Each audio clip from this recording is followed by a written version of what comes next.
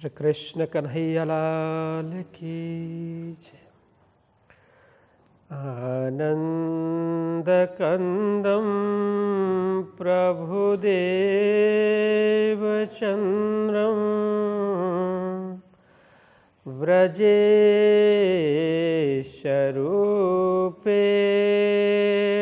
पुरापि जातम्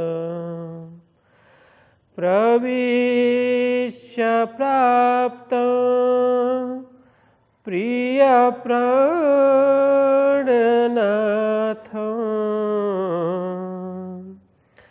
परेश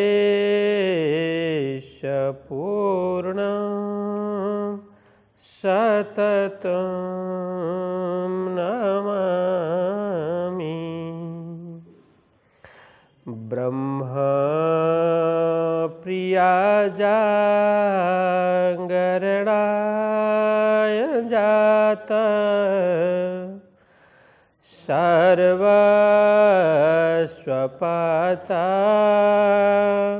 भवसिन्धुताता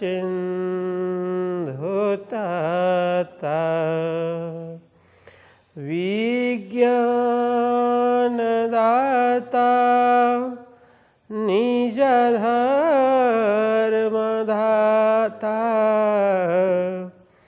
दीनैकबन्धो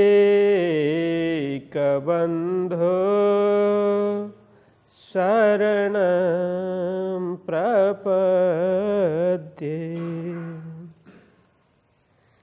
श्री कृष्ण कन्हैया लाल की, श्री सद्गुरु महाराज की, श्री प्राणनाथ प्यारे की, श्री पाँच नवतन पुरी धाम की, जगत गुरु आचार्य श्री 108 कृष्णमणि जी महाराज की, समस्त सुंदर साथ की प्रणाम।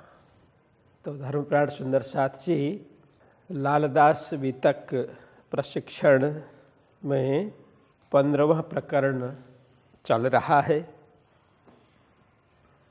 15वां प्रकरण उसमें 51 चौपाई, जिसमें तब कला जी ने कहा तेरा है अखत्यार, जिन्हें जानो तिन्हें सौंप दियो, सो चलावे कार व्यवहार। कला जी ध्रोल के शासक कला जी तो वहाँ पर 2 साल कार्य करते हैं और कला जी के काम के लिए अहमदाबाद 8 महीने रहते हैं। फिर आकर के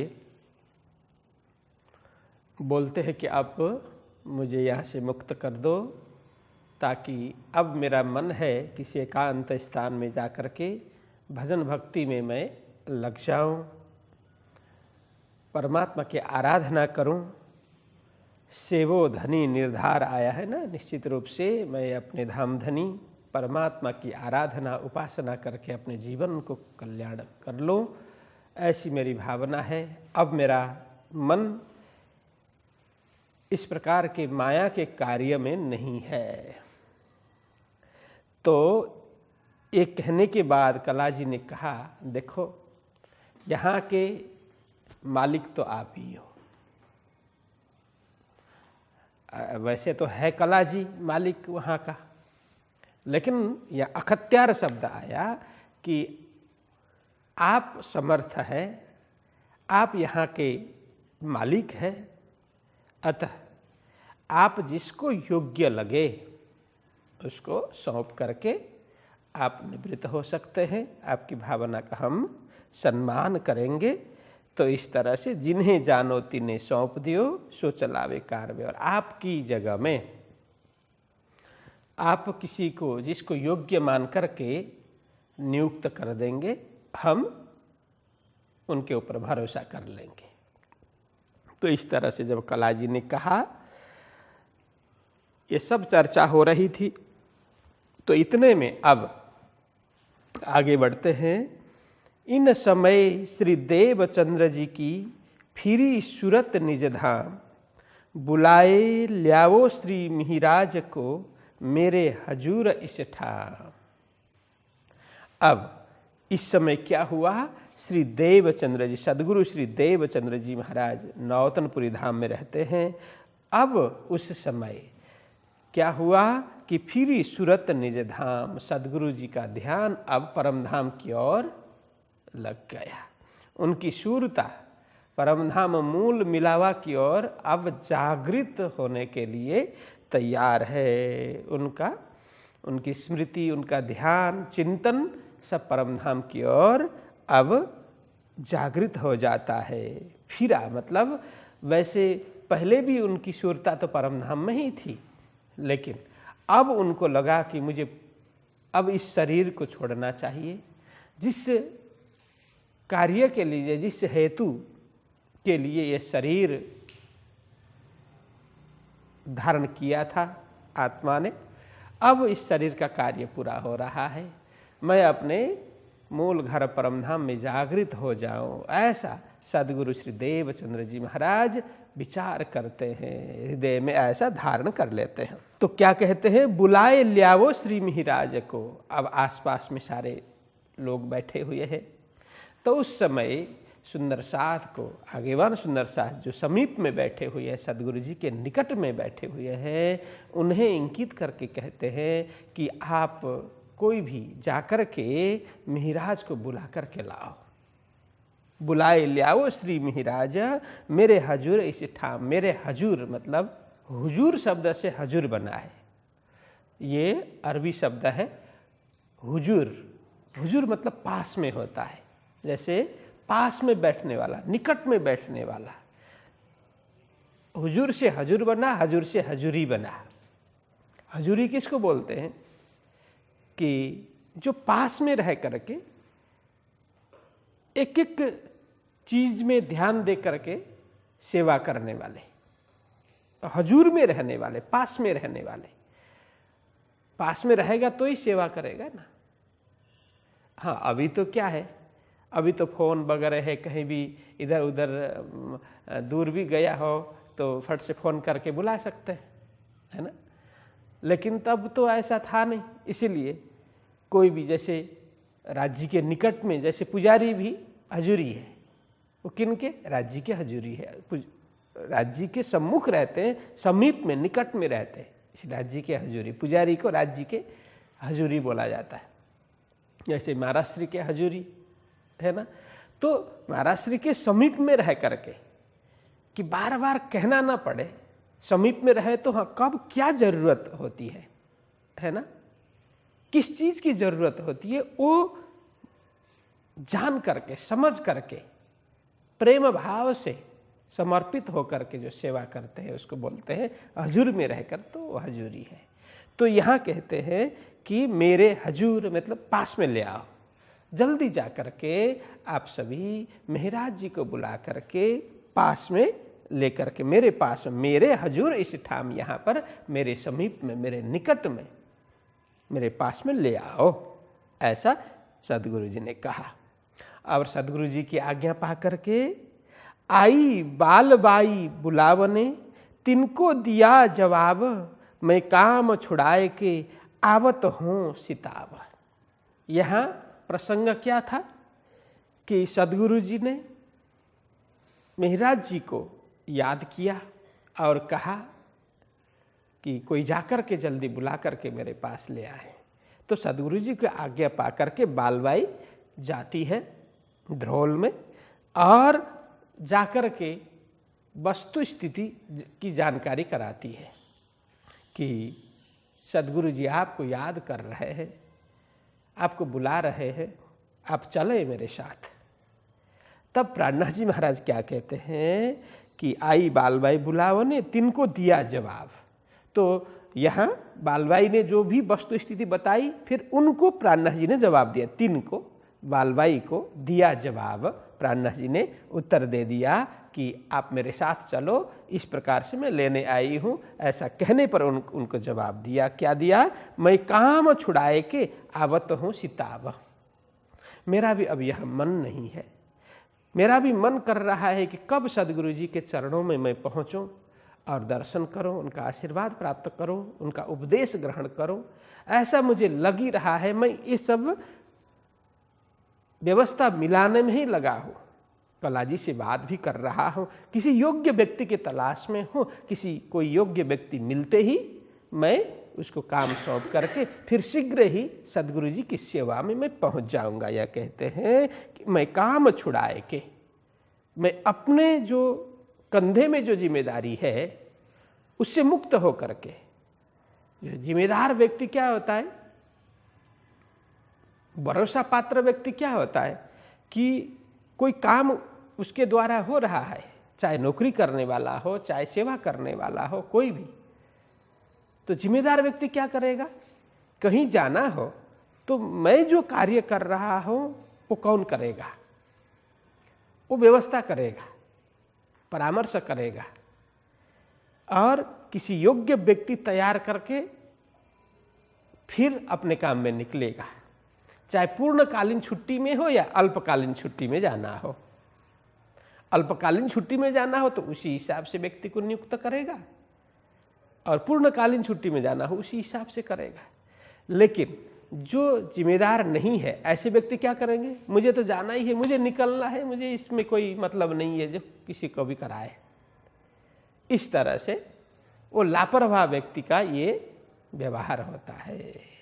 इसीलिए कोई कार्य बहुत बड़ा छोटा ऐसा नहीं है, कोई भी कार्य करते हैं उसमें पूर्ण निष्ठा से हमें कार्य करना चाहिए और हमारे बाद में भी ये कार्य अच्छी तरह से चलता रहे, इसके लिए योग्य व्यक्ति तैयार करते हैं। जो विवेकशील बुद्धिशील व्यक्ति है उसके लिए सोचता है, और स्वार्थी व्यक्ति और तुच्छ विचारधारा का व्यक्ति क्या सोचेगा, इस मेरा जितना करना था बस हो गया, अब आगे का मुझे कुछ भी मतलब नहीं है, इस तरह से अपना वो छुड़ा लेगा।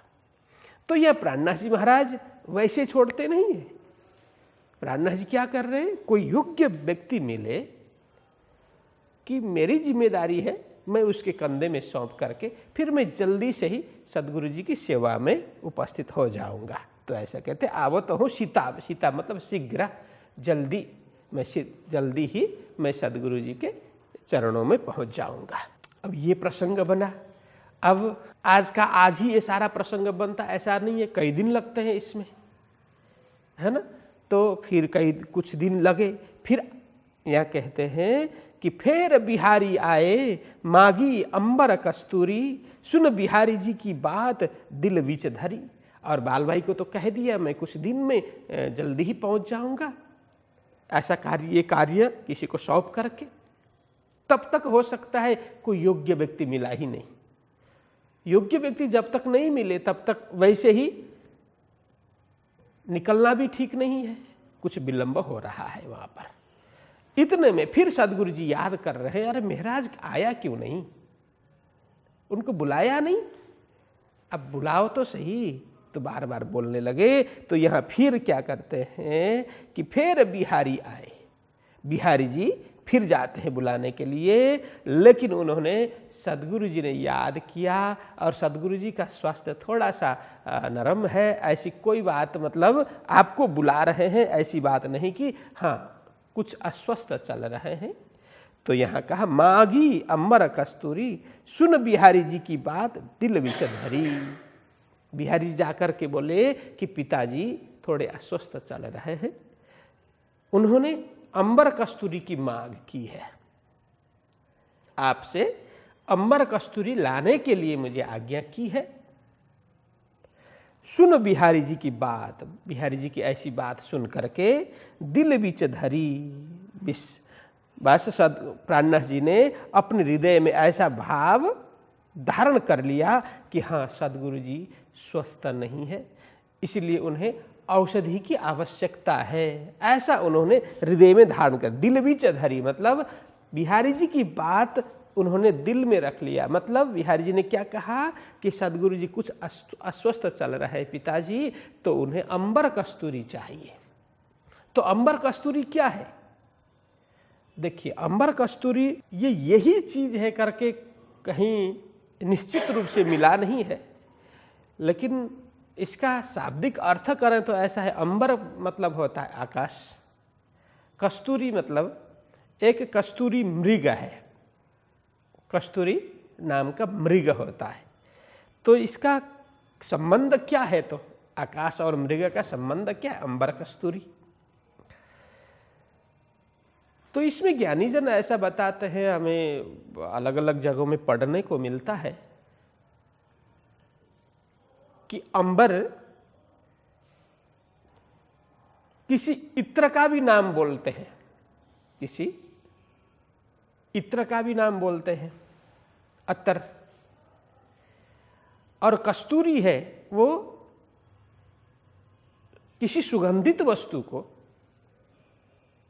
कस्तूरी बोलते हैं। मैंने पहले बताया कस्तूरी एक मृग का नाम है। उसकी खासियत क्या है? कहते हैं अंबर कस्तूरी, कस्तूरी मृग बोलते हैं। मृग की नाभि में एक प्रकार की खुशबू होती है, सुगंधी, मृग की नाभि से निकलती है। लेकिन वो मृग को इस बात की जानकारी नहीं होती कि वो सुगंधी कहाँ से निकल रही है, इसलिए वो सुगंध पाने के लिए खूब मृग दौड़ लगाता है, इधर उधर भटकता है, खूब दौड़ लगाता है उसको पाने के लिए।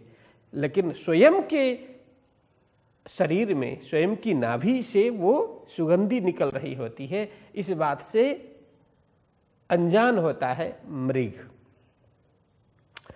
अब कहते हैं कि उस नाभि से, मृग की नाभि में जो सुगंधी है, एक मणि होती है, उसमें से सुगंध निकलती है। वो मणि निकालने तो मृग मर जाता है। तो अब यदि वो कस्तूरी यदि सदगुरु जी ने मंगाया हो तो ये युक्ति संगत नहीं लगता, क्योंकि सदगुरु जी ऐसे अहिंसावादी, परोपकारी ऐसे व्यक्ति कस्तूरी के नाभि से मणि निकाल करके उसका प्रयोग करें तो एक प्रकार से हिंसा कहलाती है वो। तो इसको इस तरह से समझना चाहिए कि अब वो ये तो दुर्लभ है, सबको वो कस्तूरी की जो मतलब सुगंध मिले, कस्तूरी की मणि मिले, ये दुर्लभ है। इसलिए उसके बदले में कई ऐसे रत्न मिलते हैं, कई ऐसे मणि और सुगंधीदार जो बेशकीमती वस्तु है उसका प्रयोग करते हैं।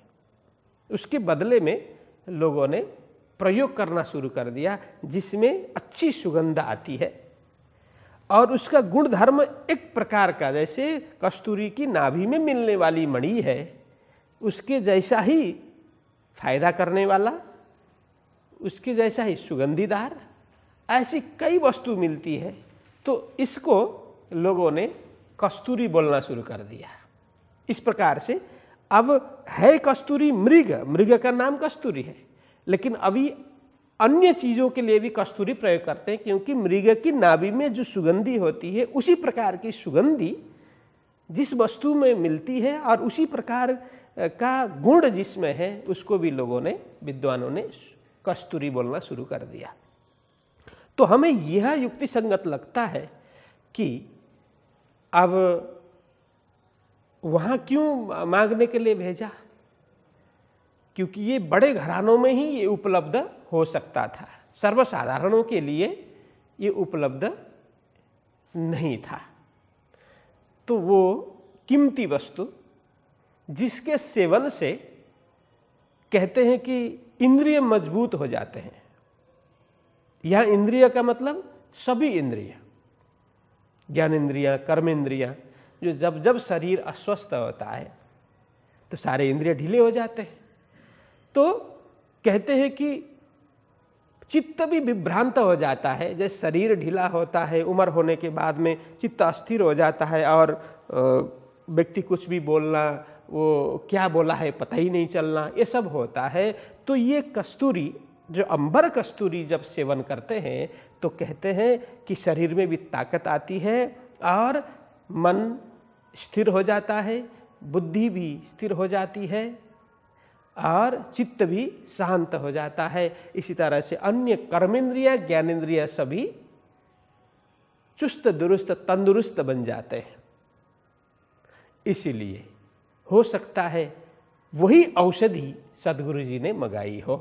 तो यहाँ वही है कि मागी अंबर कस्तूरी, विशेष करके अब इसमें वो कस्तूरी नामक जो कीमती वस्तु है, जिसमें सुगंधि भी है, गुण भी है, उसी प्रकार का जो गुण कस्तूरी की नाभि में से मिलती है, उसी प्रकार का गुण है उसमें, उसी प्रकार की सुगंधि है, लेकिन है दूसरी वस्तु। और बाद में ये प्रचलित हुआ कि अंबर कस्तूरी एक बटी आयुर्वेदिक औषधि प्रचलित हो गई। उसमें स्वर्ण भस्म है, चांदी भस्म है, लोहा भस्म है, ये अनेक वस्तु डाल करके, लगभग 20-22 प्रकार की ऐसी कीमती वस्तु डाल करके वो अंबर कस्तूरी बटी बनाते हैं। तो वो सेवन करने से काफ़ी फायदा मिलता है। तो हो सकता है सदगुरु जी ने वही बटी वहाँ से मंगाई थी होगी, क्योंकि अब स्वर्ण भस्म है, चांदी भस्म है, अनेक प्रकार की जो कीमती वस्तु है वो सर्वसाधारण के लिए उपलब्ध न होने से तो उनको लगा होगा कि कलाजी के पास में, अब प्राणनाथ जी वहाँ मंत्री है, तो कलाजी राजा के पास में ये वस्तु उपलब्ध होगी तो उनसे ये भी मंगाएं। ऐसा भी कुछ चर्चा हुई होगी सदगुरु जी से, या स्पष्ट तो कहा नहीं सदगुरु जी ने मंगाया है करके, लेकिन बिहारी जी जाकर के मांगते हैं तो उनको लगा होगा कुछ चर्चा हुई होगी। उन्होंने ये मांग कर ली कि कस्तूरी, अंबर कस्तूरी पिताजी ने मांगा है करके। इसका मतलब वो बहुत कीमती वस्तु है, कीमती चीज है, वो सर्वसाधारण और साधारण रूप से प्राप्त होने वाली वस्तु नहीं है। इसीलिए वहाँ से बिहारी जी ने प्राणनाथ जी को कहा कि पिताजी के लिए अमर कस्तूरी चाहिए, उनका स्वास्थ्य ठीक नहीं है। तो ऐसा करके ये मांग कर ली तो प्राणनाथ जी महाराज ने भी तुरंत वो वस्तु उपलब्ध करवा दिया, उन्हें प्रदान करके कहा मैं अब जल्दी ही आ जाऊंगा मैं भी, तो आप ले जा करके शीघ्र ही पिताजी को सेवन करवाइए। तो इस तरह से प्राणनाथ जी महाराज ने कहा। मगाए कस्तूरी अंबर लय करी हाजर, मैं भी कदमों तले आवत हूँ फजर। तो इस तरह तुरंत अंबर कस्तूरी मंगा करके लेकर हाजिर उनको मतलब दे दिया, उपस्थित करा करके मैं भी कदमों तले, सदगुरु जी के कदमों में, चरणों में आवत हूँ फजर। जैसे ही मैं, ये बोलते हैं फजर होते ही, दूसरे दिन की बात प्राणनाथ जी महाराज करते हैं, या फजर मतलब उजाला होते ही मैं भी वहाँ पहुँच जाऊँगा। तो ऐसा वे कहते हैं। देखिए अंबर कस्तूरी का जो कैसे बनता है, अंबर कस्तूरी बटी, ये मुझे कहीं मिला था तो इसमें है, देखो अंबर एक कोई चीज़ होती है, अंबर है, बंग भस्म बोलते हैं, लोहा भस्म है, स्वर्ण भस्म, अवरख भस्म, जायफल, इलायची, लौंग, केसर, जावित्री, कस्तूरी, मोती, पिष्टी, भीमसेनी कपूर, चांदी भस्म, अकरकरा, पीपल, चंद्रोदय रस आदि लगभग 22 प्रकार की वस्तु मिला करके वो अंबर कस्तूरी बटी बनाते हैं। तो ये कीमती वस्तु होती है। तो ये लेकर के बिहारी जी महाराज आते हैं। अब यहाँ कहते हैं अपना काम काज सब किया छोड़ने का उद्यम, मैं यहाँ से फारक होए के पहुँचो आए कदम। तो बिहारी जी लौट गए। इतने में अपना काम काज सब, अपना जो भी जिम्मेदारी है किया छोड़ने का, और बहुत उपाय कर रहे हैं, कब कोई अयोग्य आदमी मिले तो मैं उसको सौंप करके मैं निकलूं, या उपाय, उद्यम मतलब बार बार उपाय कर रहे हैं, प्रयत्न कर रहे हैं, मैं यहाँ से फारक होए कि, फारक मतलब निवृत्त, यहाँ से निवृत्त हो करके मैं पहुँचूँ आए कदम, सदगुरु जी के कदम में किस तरह से मैं पहुँचूँ, ये बार बार सोच रहे हैं, प्रयत्न भी कर रहे हैं। यूं करते बिहारी जी को फेर के भेजे श्रीराज, तुम सितावी जाए के ल्यावो बुलाए श्री मेहराज। तो इतने में कुछ दिन और लग जाते हैं। फिर सदगुरु श्री देवचंद्र जी महाराज बार बार याद कर रहे हैं, फिर बिहारी जी को बोलते हैं कि अरे क्यों नहीं आए महाराज, अभी तक क्यों नहीं आए, तुम जाकर के फिर बुलाओ। तो फेर के भेजे श्रीराज। यहाँ श्रीराज शब्द सदगुरु जी के लिए प्रयोग हुआ है कि श्रीराज जी के स्वरूप सदगुरु श्री देवचंद्र जी महाराज ने पुनः बिहारी जी को भेजा। तुम सितावी जाए कि जल्दी शीघ्र जा करके ल्यावो बुलाए श्री मिहिराज। मिहिराज को बुला करके तुम लेकर के आओ। फिर कहते हैं वे कहते सैयन को सिंध की भाषा में मुँह मुँह कोड़ मत्थन मैं बातें करूं 300। अब थोड़ा ध्यान देना, तो यहाँ सदगुरु जी क्या याद कर रहे हैं, क्या कर रहे हैं? बोलते हैं वे कहते सैयन को, चर्चा करते करते बोलते हैं बार बार महाराज जी आए क्यों नहीं है, क्यों तुम लोगों ने बुलाया नहीं है, उन्हें सही समाचार नहीं दिया, यहाँ की वस्तु स्थिति जानकारी नहीं कराई, मैं याद कर रहा हूँ, यह सत्य तथ्य नहीं बताया, क्या बात है? यदि ऐसा होता बताए होते तो वे अवश्य आते। क्यों? क्योंकि यह बताते हैं वे कहते सैयन को। अब वो पहले से उनकी जो उनका आचरण है, रहनी करनी है, सारा सदगुरु जी याद करते हैं। अरे कितना प्रेम रखते हैं मेरे प्रति। जब भी यहाँ चर्चा मेरे से श्रवण करते थे वो मग्न होकर के, इतने आनंदित होकर के चर्चा करते थे, और मेरे चर्चा करने के बाद फिर सुंदर शाह जी को समझाते थे। चर्चा करके इतने प्रेम मग्न होकर के सुंदर शाह जी को समझाते थे अपनी सिंधी भाषा में। उनकी मातृभाषा है सिंधी, सिंध क्योंकि उनकी माँ है सिंध प्रांत की थी, इसीलिए अपनी सिंधी भाषा में वे समझाते थे सैयन को। यहाँ सैयन को मतलब सुंदर शाह जी को समझाते थे। यहाँ पर नौतनपुरी धाम में सुंदर साथ को समझाया करते थे सिंध की भाषा में। सिंध की भाषा मतलब, सिंध की भाषा मतलब कौन सी? सिंधी। सिंधी में वे सुंदर साथ को समझाते थे। क्या समझाते थे? मुँह मुँह कोड़ मत्थन मैं बातें करूं 300। वो कहते थे कि मुँह मुँह कोड़ मत्थन, जो एक मस्तक में, या मत्थन मतलब मस्तक, कोड़ मतलब करोड़ों, मुँह मतलब मुँह, करोड़ों एक मस्तक में करोड़ों मुँह हो। और इसका आगे खुलासा करेंगे। एक मस्तक में करोड़ों मुँह हो, करोड़ों मुँह में एक मुख में करोड़ों जीवा हो, और इतने होने पर भी मैं सदगुरु जी के गुण नहीं गा सकता, ऐसा कहने वाला, इस प्रकार से मेरी प्रशंसा करने वाले व्यक्ति महाराज को आप लोगों ने योग्य ढंग से यहाँ की बात नहीं समझाई होगी, समाचार नहीं दी होगी, नहीं तो क्यों नहीं आते? ऐसा कहने वाले, मैं बातें करूं 300, उनको जल्दी बुलाओ ना, मैं उनसे बात करना चाहता हूँ, उनसे चर्चा करना चाहता हूँ, मिलना चाहता हूँ, जल्दी बुलाओ करके वो एक कहते हैं। अब इसकी चौपाई जो ऊपर की जो है, इसमें नीचे से नीचे स्पष्ट होगा। तो यह कहते हैं जान हून कोड़ धड़, धड़ धड़ कोड़ मत्थन, मत्था मत्था कोड़ मुँह, मुँह मुँह कोड़ जिब्बन, हेतरा मिंडी तोहिजा ताजे गुण गणन, भाल तोहिजी हिकड़ी तोके किन्न पूजन। ये सिंधी भाषा की चौपाई है। सिंधी भाषा में प्राणनाथ जी क्या कहते हैं, ये सदगुरु जी बता रहे हैं कि महाराज जी मेरे विषय में क्या कहते हैं, ऐसे महाराज को क्यों नहीं बुलाते? क्या कहते थे? कहते हैं जान हून कोड़ धड़, या जान मतलब जीव।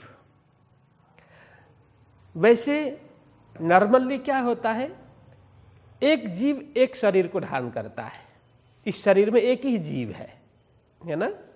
जीव, ये जीव हो गया, लेकिन जो जीव और जीव उसमें अंतर है। हाँ, एक ही मत समझना।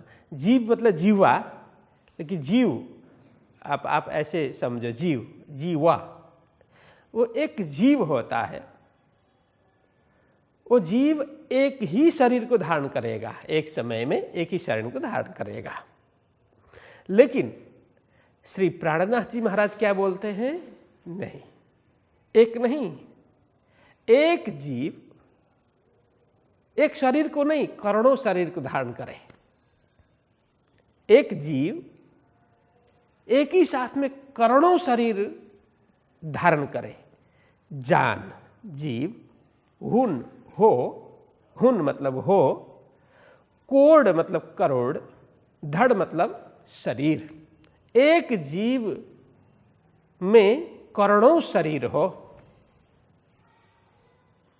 एक जीव में करोड़ों शरीर हो, और धड़ धड़ कोड़ मथन, धड़ मतलब ये धड़, ये शरीर, करोड़ों शरीर मध्य, करोड़ों शरीर तो है ही, एक जीव ने करोड़ों शरीर धारण मानो किया हो, और उसमें करोड़ों शरीर मध्य एक शरीर में करोड़ों मस्तक हो। एक शरीर में कितना मस्तक होता है, कितने सिर होते हैं? शीश एक ही है ना।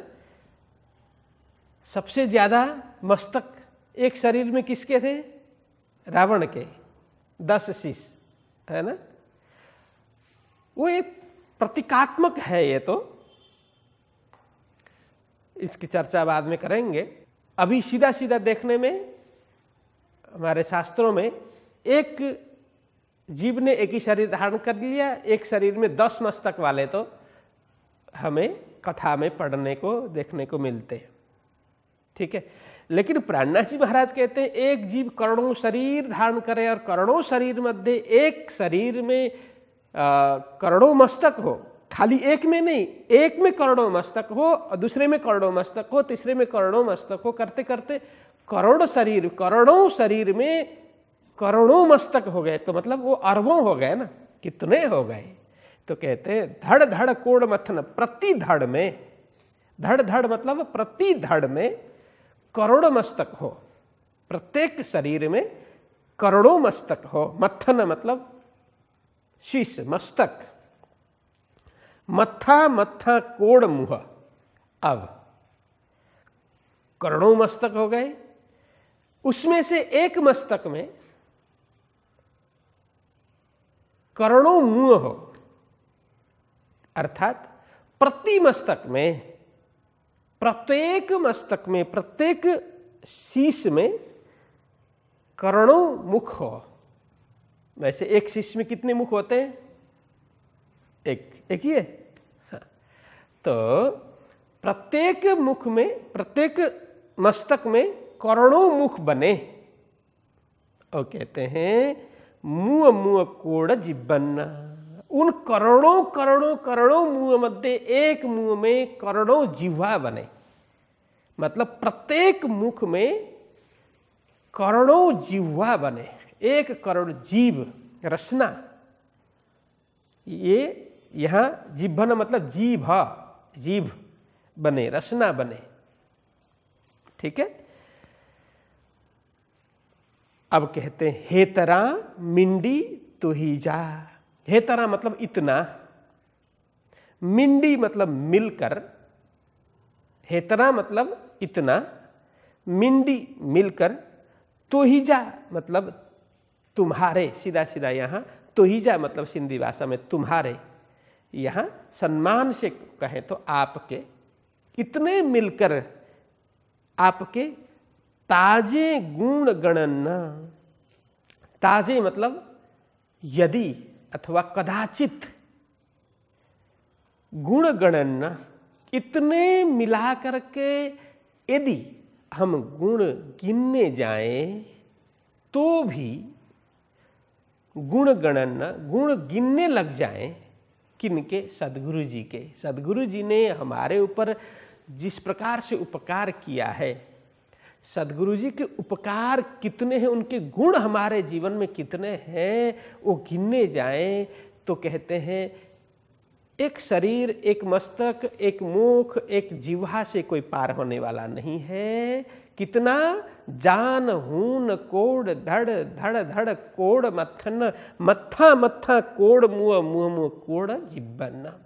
हेतरा मिंडी तो ही जा, इतने मिलकर के भी हे गुरुदेव आपके ताजे गुण गणन, यदि गुण गिनने जाएं तब भाल तो ही जी ही कड़ी। भाल मतलब गुण, तो ही जी मतलब आपके, हिकड़ी एक भी, हे गुरुदेव इतने होने पर भी आपके गुणों मध्य एक गुण का भी वर्णन करने में मैं समर्थ नहीं हूँ। हम असमर्थ है। तोके कीन पूजन न, बस तोके मतलब उसको गिनने में, कीन पूजन किसी तरह से हम समर्थ नहीं हो सकते, मतलब पहुँच ही नहीं है। वो गिनने में हमारी बुद्धि का हम नहीं करते। यहाँ पूजन मतलब पहुँचना, बुद्धि की गति वहाँ तक पहुँचती नहीं है, बुद्धि की सामर्थ्यता नहीं है कि इतने होने पर भी आपके गुणों में, ये आपके अपरंपार गुण है, उनमें एक गुण भी हम गिन नहीं सकते। या गिनने का मतलब क्या है? गुण की प्रशंसा नहीं कर सकते, महिमा नहीं गा सकते, गायन नहीं कर सकते, इतने गुण आपके हैं। ये कहने का मतलब ये अच्छी तरह से कर लेना, हाँ हो सके तो याद कर लेना कि जान हून कोड़ धड़ धड़ धड़ कोड़ मत्थन मत्था मत्था कोड़ मुँह मुँह मुँह कोड़ जीवन एतरा मिंडी तो ही जा ताजे गुण गणन भाल तो ही जी ही कड़ी तो के किन्न पूजन। तो इतने होने पर भी आपके करोड़ों अरबों गुणों में एक गुण का भी गुणगान, महिमा, प्रशंसा हम नहीं कर सकते, ऐसा है। तो इस तरह से मेरे गुणगान करने वाले महाराज जी है, उनको बुला कर के आप जल्दी क्यों नहीं बुलाते? उनको बुलाइए ना। आपको उनको बुलाएं तो मैं बात करना चाहता हूँ, उनसे चर्चा करना चाहता हूँ। इस तरह से सदगुरु जी यहाँ बोलते हैं। देखिए प्राणनाथ जी ने कहा ना कि सब धरती को मैं क्या करूं? कागज करूं। जैसे कबीर साहब ने भी कहा, सब धरती कागज करूं, लेखनी करूं बनराए, सात समुद्र की स्याही करूं, गुरु गुण लिखा न जाए। इस पूरी धरती को प्राणनाथ जी भी कहते हैं, पाताल से लेकर के वैकुंठ शून्य निराकार तक जो भी भूमि है, वो इसको मैं कागज की तरह फैलाऊं। और जो बनराए है, जो वनस्पतियाँ, पेड़ पौधे, उनको मैं क्या करूं? लेखनी करूं। एक एक बारीक लेखनी बना करके मैं तैयार करूं, और पूरे सात समुद्र का जो जल है उसको स्याही के रूप में, मसी के रूप में मैं प्रयोग करूं, और मैं लिखता जाऊं सदगुरु जी के गुण। फिर भी मैं सदगुरु जी के गुण का वर्णन मेरे द्वारा नहीं हो सकता, ऐसे कहते ना। इसलिए कहा कि यह तन विष की वेलड़ी, गुरु अमृत के खान। यह शरीर है, ये विष की पौधा है, विष की बेली है, गुरु अमृत के खान। परंतु हमारे गुरु जी अमृत के खान है। और ऐसे गुरु जी जब मिले, सदगुरु मिले, तो शीश दिए गुरु मिले। सच्चे गुरु यदि मिलते हो तो शीश देने पर भी, ऐसे मस्तक अर्पण करने पर भी सदगुरु जी मिलते हो तो भी सस्ता जान, तो भी सौदा सस्ता मान लेना चाहिए। इतने मतलब कीमती होते हैं सदगुरु जी जो ज्ञान दे। तो प्राणनाथ जी महाराज इस प्रकार से वर्णन करते थे, वही याद सदगुरु जी कर रहे हैं। इस प्रकार से मेरी प्रशंसा करने वाले महाराज, और मैं बुला रहा हूं और वो न आए, ये मुझे बात समझ नहीं आ रही है, और आप लोगों ने अच्छी तरह से समझाया नहीं होगा, यहाँ के विषय में कहा नहीं होगा, मैंने इस तरह से याद किया, बताया नहीं होगा, नहीं तो वे क्यों नहीं आते। इस तरह से यहाँ प्रसंग चलता है। तो फिर आए बिहारी जी फेर के, बात कही इशारत, बाप को दुखत है, कछु औषधि चाहिए इतना। फिर सदगुरु जी के कहने पर फिर बिहारी जी वहाँ पर आए और बात कही इशारत, कुछ संकेत से अब बात किया। पहले तो यह संकेत क्या किया कि आपको पिताजी याद कर रहे हैं। पहले तो क्या था, पहले क्या कहा कि औषधि चाहिए, याद करने की बात ही नहीं की, हाँ आपसे औषधि मांग करके ले आने की बात पिताजी ने कही है। तो इस तरह से झूठी बात उन्होंने की। और अब जाकर के कुछ इशारत करते हैं, या इशारत मतलब संकेत करते हैं कि आपको पिताजी याद कर रहे हैं और औषधि भी मांग रहे हैं करके। फिर बाप को दुखता है, मतलब पिताजी को कुछ दर्द है, कुछ पीड़ा है तो कछु औषधि चाहिए। तो फिर उन्होंने कुछ औषधि की मांग की है, औषधि लेकर के आने की बात कही है, तो मैं इसीलिए आया हूँ, आपको भी याद कर रहे हैं करके उनके, मैं बुलाने के लिए आया हूँ ऐसा नहीं कहा, आपको याद कर रहे हैं और औषधि लेकर के आने के लिए बोला है, ऐसा बिहारी जी ने कहा। तब कहा श्री मिहिराज ने, मैं आवत हूँ उत कछुक काम रहा है, मैं उसके गले डालता। फिर मिहिराज जी ने कहा कि ठीक है, अब मैं जल्दी ही आ जाता हूँ, मैं आवत हूँ, मैं वहीं पर आ रहा हूँ, कछुक काम कुछ काम करना बाकी है, मैं उसके गले डालता। अब मैं ज़्यादा नहीं रहूँगा, अब मैं राजा के उसके गले में, यहाँ मतलब अब कोई व्यक्ति मिला नहीं तो क्या करेंगे, अब राजा के गले में मैंने बहुत प्रयत्न किया लेकिन कोई योग्य व्यक्ति नहीं मिला, तो कला जी के ही हाथ में ये सारी जिम्मेदारी सौंप करके मैं अब जल्दी ही शीघ्र ही सदगुरु जी की सेवा में उपस्थित हो जाऊंगा। श्री देवचंद्र जी के दिल में रही बात अटक, फेर फेर कहे बुलाओ मिहिराज रहे खटक।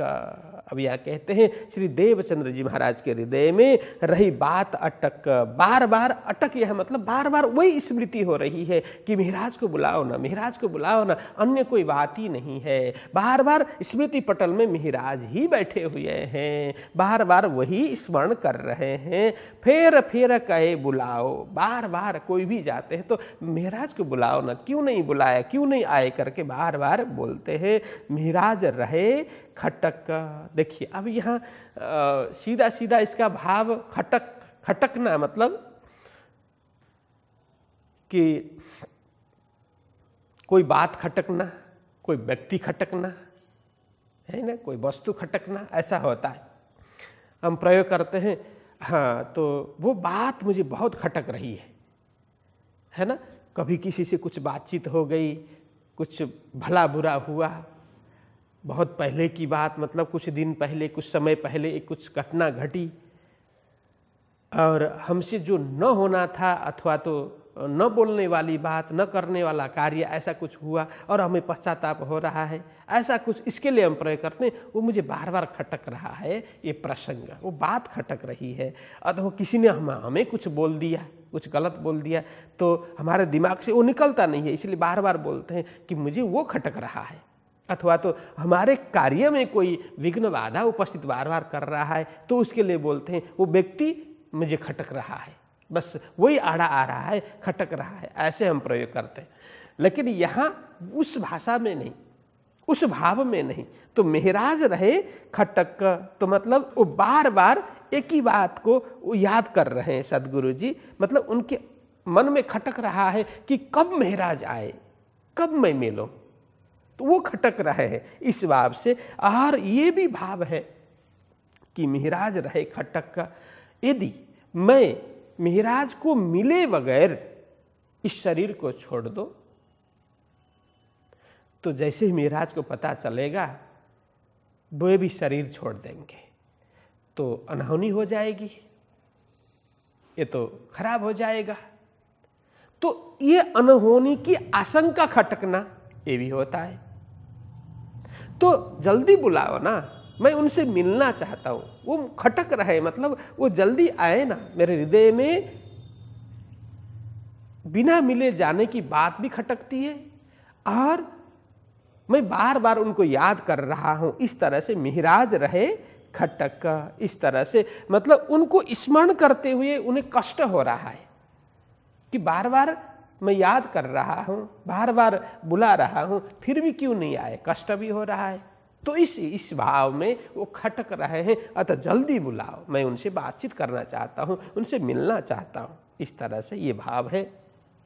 तब बिहारी जी को कहा, तुम बुलाए ल्यावो इन्न, मैं धाम दरवाजे बैठ ना सकूं, ठाड़ी इंद्रावती करे रुदन। तब सदगुरु जी ने कहा, जो भी हो तुम फिर एक बार जाओ, तुम जाकर के बुला करके लाओ। तब बिहारी जी को कहा सदगुरु जी ने, तुम बुलाए ले आओ, अब फिर जाकर के तुम बुला करके ही लाना। मैं धाम दरवाजे बैठ ना सकूं, बस मेरी स्मृति तो मूल मिलाव में लगी हुई है, लेकिन मुझे ऐसा आभास हो रहा है कि मैं परमधाम का जो मूल दरवाजा है वहां से प्रवेश ही नहीं कर पा रहा हूं। यहाँ कहते मैं धाम दरवाजे, रंग महल के मूल दरवाजा से ही पैठ मतलब प्रवेश नहीं कर पा रहा हूं, बैठ ना सकूं, प्रवेश नहीं कर पा रहा हूं। क्यों? क्योंकि ठाड़ी इंद्रावती करे रुदन। मुझे वहीं पर जैसे दरवाजा में पहुंचता हूं, लगता है वहां पर इंद्रावती जोर से रुदन कर रही है, करंदन कर रही है, बिलख रही है, ऐसा मुझे लगता है। ठाड़ी मतलब खड़ी, इंद्रावती करे रुदन, वो बिलख रही है। रुदन मतलब रोना, विलखना, क्रंदन करना। वो इंद्रावती वहां खड़ी खड़ी रो रही है, ऐसा मुझे लग रहा है। यह कहने का भाव है। इतने लगभग विक्रम संवत 1703 से वियोग हुआ है ना, तो अभी 12 होने आया, 1712, लगभग 9 साल का वियोग यहां हो रहा है। अब यहां सदगुरु जी भी तड़प रहे हैं और प्राणनाथ जी महाराज भी तड़प रहे हैं मिलने के लिए। कल ही प्रसंग आया, न सदगुरु जी बुला रहे हैं, न प्राणनाथ जी जा रहे हैं, लेकिन मिलन की जो आस है, मिलन की तीव्रता है, इच्छा है, वो तो दोनों में है। इसीलिए अब मैं धाम जाऊं तो इंद्रावती स्वरूप श्री प्राणनाथ जी कितने तड़पेंगे, कितने रोएंगे। इसलिए मैं मिल करके ही सारी जिम्मेदारी उनको सौंप करके जाना चाहता हूँ। ये भाव है कि ठाड़ी इंद्रावती करे रुदन। मैं देख रहा हूँ, आंख बंद करते मुझे ऐसा लगता है कि इंद्रावती रो रही है, बिलख रही है, विलाप कर रही है मेरे साथ मिलने के लिए। अब यहाँ मेरे साथ का मतलब क्या है? सदगुरु जी स्वयं श्यामा स्वरूप है और इंद्रावती के भीतर राज्य की शक्ति है। इसीलिए वो दोनों तो अद्वैत है, द्वैत है नहीं। इसीलिए वो कहते हैं कि दोनों के मिलाप के लिए इस तरह से मुझे लगता है कि इंद्रावती तड़प रही है। आंतरिक रूप से तो दोनों अद्वैत है, लेकिन बाहरी रूप से अभी अलग हुए हैं, फिर एक होने के लिए तड़प रही है, तो मिलने के लिए तड़प रही हैं, ऐसा मुझे आभास होता है। तो सदगुरु जी इस तरह से वह कह रहे थे। तो आगे कहते, यह वचन सुन के बालबाई पहुंची धाये, श्री मिहिराज तुम्हें क्या हुआ एते बुलावने आए। तब सदगुरु जी ने इस प्रकार से कहा। ये कहते ही बिहारी जी को संकेत किया था, लेकिन अब बालबाई को थोड़ा सा अच्छा नहीं लगा, तो तुरंत वहाँ से अब मेहराज को मैं बुला करके लाऊंगी करके वो दौड़ पड़ती है। और यह वचन सुन के सदगुरु जी के ऐसे वचन सुन करके, कैसा वचन? तो यही, मैं धाम दरवाजे बैठ ना सकूं तो तुम लोग जल्दी बुला करके इंद्रावती स्वरूप श्री मेहराज को बुला करके जल्दी ले आओ करके जब उन्होंने ये वचन कहा, तब बालबाई दौड़ करके, धाय मतलब दौड़ करके वहाँ से निकल पड़ती है। श्री मिहिराज तुम्हें क्या हुआ? जैसे ही वहाँ पहुँची तब उन्होंने सीधा कहा, मिहिराज तुम्हें हो क्या रहा है? बालबाई ने तो पहले कहा था, सबसे पहले बालबाई गई थी, उन्होंने कहा था कि सदगुरु जी आपको याद कर रहे हैं करके कहा था उस समय। तो प्राणनाथ जी ने हाँ ठीक है, मैं जल्दी आ जाऊंगा, कुछ कार्य है उसको निपटा करके आ जाऊंगा कहा था। दूसरी बार बिहारी जी गए तो फिर उन्होंने दवाई की, औषधि की बात की, तो प्राणनाथ जी को भी लगा कि हाँ ठीक है, अभी औषधि की ही ज़रूरत होगी, तो मैं भी आराम से काम निपटा करके जाऊँगा। तो वो थोड़े ढीले पड़ गए। तो यहाँ अब बालबाई फिर जा करके बोलती है, तुम्हें हो क्या रहा है कि एते बुलावने आए। एते मतलब इतनी बार, इतना तुम्हें बुलाया, इतनी बार तुम्हें बार बार बुलाने के लिए हम आए, मैं आई, बिहारी जी 2 बार आ गए, फिर भी तुम्हें हो क्या रहा है? तुम क्यों नहीं आ रहे हो? श्री देवचंद्र जी तुमको याद करें फेर फेर, मैं धाम जाए ना सकूं रहा इन खातर। तो देवचंद्र जी महाराज तुम्हें बार बार, फेर फेर मतलब पुनः पुनः, बार बार, बारंबार तुम्हें याद कर रहे हैं। मैं धाम जाए ना सकूं रहा इन खातर। वो कह रहे हैं, क्या कह रहे हैं? जब तक मैं मेहराज जी से नहीं मिलूंगा, जब तक सारा कार्यभार उनके जिम्मे में नहीं सौंपूंगा, तब तक मैं परम धाम नहीं जा सकता। मैं धाम जाए ना सकूं, रहा इन खातर। बस मेरा शरीर तो खातर मतलब इनके वास्ते ही, इनके लिए ही। किनके लिए? महाराज के लिए ही, उनसे मिलने के लिए ही मेरा शरीर अभी टिका हुआ है, नहीं तो मैं कब शरीर छोड़ दिया होता। ऐसा करके सदगुरु जी बार बार बोल रहे हैं, तुम्हें याद कर रहे हैं, फिर तुम आते नहीं हो। ऐसा करके बालवाई ने कहा। इतना कहने पर प्राणनाथ जी क्या बोलते हैं? तब श्री महाराज जी ने कहा, मोसो कही न किन ए बात, मैं तो तब ही आवत जो एती जानो विख्यात। बालवाई जी को कहा कि मुझे क्षमा करना, मोसो कही न कि न ए बात की, किसी ने मुझे इस तरह से सदगुरु जी की जो परिस्थिति है वो मुझे किस तरह से याद कर रहे हैं, ये सब जानकारी मुझे नहीं दी किसी ने भी। यदि जानकारी मिली होती मैं तो तब ही आवत, यदि मुझे पूर्ण रूप से सत्य तथ्य जानकारी मिली होती तो मैं क्या करता? मैं तो तब ही आवत, उसी समय सब कुछ छोड़ करके। मेरे लिए सदगुरु जी से बढ़कर और कोई नहीं है। उसी समय सब कुछ छोड़ करके मैं वहाँ पहुँच जाता, उपस्थित होता। जो एति जानो विख्यात, जो एति मतलब आपने जिस प्रकार से मुझे समझाया, आपने अभी आकर के जिस प्रकार से वहाँ की वस्तु परिस्थिति के विषय में, सदगुरु जी की स्थिति के विषय में जो घटना बताई, जो विस्तार पूर्वक मुझे बताया, जानकारी दी, ऐसी जानकारी मुझे पूर्व में किसी ने दी नहीं। यदि दी होती मैं उसी समय सब कुछ छोड़ करके सदगुरु जी की सेवा में उपस्थित हो गया होता। तो यहाँ इस प्रकार से बोलते हैं, तब कार भार सब डार के हुए विदा सिताव, आप रहते थे जिनके तिनको दे आए जवाब। तो यहाँ पर कहते तब कार भार सब डार के, सब अब उसी के कला जी के उसमें डार करके हुए विदा सिताव। तो जल्दी ही सिताब मतलब जल्दी वहाँ से प्रस्थान कर लिया, विदा हो करके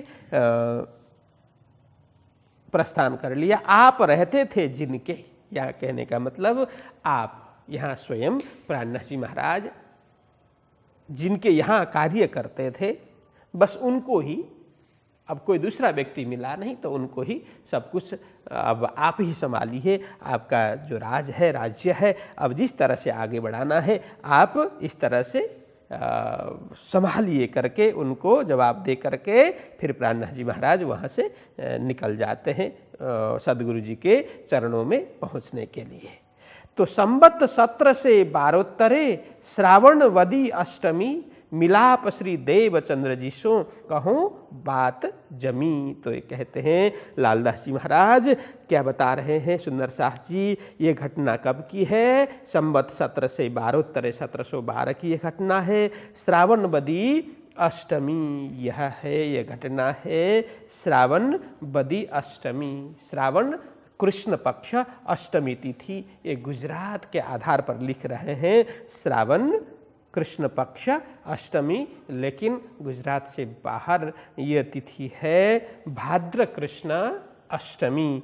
इस तरह से फर्क होता है। मिलाप श्री देवचंद्र जी सो, उस दिन श्री देवचंद्र जी महाराज से मिलाप होता है। कहो बात जमी, कहो कहो मैं अब बताता हूँ। देखिए कहो मतलब बोलो अथवा बताओ, ये अर्थ होता है। कहो यहाँ है बिंदी है, कहो बात जमी, जो जमी मतलब वो सारगर्भित बात, रहस्यमयी बात, सारगर्भित बात है, जो अत्यंत गूढ़ बात है, रहस्यमयी बात है, अब मैं आगे बताने जा रहा हूँ। ऐसा करके लालदास जी महाराज बता रहे हैं। श्री महामती कहे ए साथ जी, ए नौतनपुरी की बीतक, याद करो इन समय को, सुभान देऊं सब सक। तो लालदास जी महाराज आगे कहते हैं, हे सुंदर साथ जी, ये नौतनपुरी की बीतक का, या अब नौतनपुरी की बीतक में वर्णन करने जा रहा हूँ। याद करो इन समय को। अब प्राणनाथ जी महाराज जैसे सदगुरु जी के चरणों में आते हैं, शरण में आते हैं, और क्या कुछ चर्चा चलती है, क्या कुछ घटना घटती है, वो अत्यंत सारगर्भित बात है, प्रसंग है, रहस्यमयी बात है, गूढ़ बात है। इनको इस तरह से आप मनन करना, याद करो मतलब मनन करो, इन समय को, उस समय जो भी घटना घटती है, जो प्रसंग बनता है, उसको हृदयंगम करना, याद करना, स्मरण तल में अंकित कर लेना। ये अंकित करने से क्या होगा? तो कहते हैं सो भान देऊं सब सक्का। सब भान मतलब मिटा दूं, सो भान देऊं मतलब मिटा दूं, निर्मूल कर दूं, नष्ट कर दूं, विनष्ट कर दूं। क्या? किसको? तो कहते हैं शक, जो शक है, आशंका है, अज्ञान है, अंधकार है, वो सब मैं मिटा दूं। ऐसा प्रसंग है। तो उस प्रसंग, वो प्रसंग है इस प्रकार का सूर्य समान है। जैसे सूर्य उदय होते ही अंधकार नाश होता है, इसी प्रकार से यदि आप सुंदर साथ इन सब प्रसंगों को हृदयंगम करेंगे तो क्या होगा? बोलते हैं सुभान देऊं सब शक। मैं सबके हृदय में व्याप्त जो अज्ञान है, अंधकार है, उसको मिटा दूं, उसको निर्मूल कर दूं और सबके हृदय को पवित्र बना दूं। ऐसा करके श्री लालदास जी महाराज यहाँ प्रकरण पूरा करते हैं। बोलो कृष्ण कन्हैया लाल की। आज के लिए इतना ही। श्री महामति कै साथ जी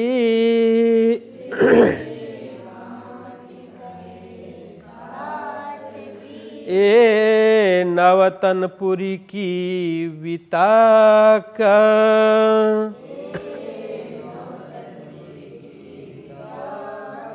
याद करो इन समय को,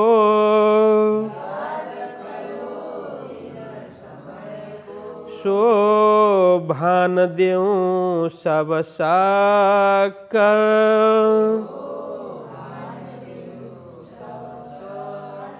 सो भान देऊं सब साक।